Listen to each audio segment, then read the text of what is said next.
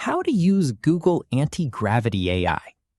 First, open the official Google Antigravity website and download the application for Windows, Mac, or supported Linux systems.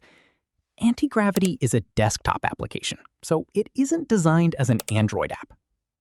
Next, install Antigravity and sign in using your Google account.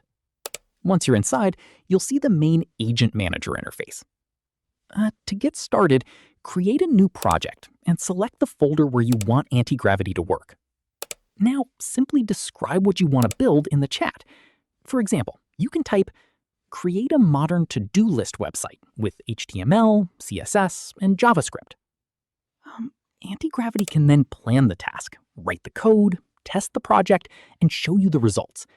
You can review the generated artifacts, screenshots, and code changes before continuing. You can also use multiple agents to work on different tasks and use the built-in browser tools to test your project. That's it. This is how you can use Google Antigravity AI to build apps and websites with AI agents.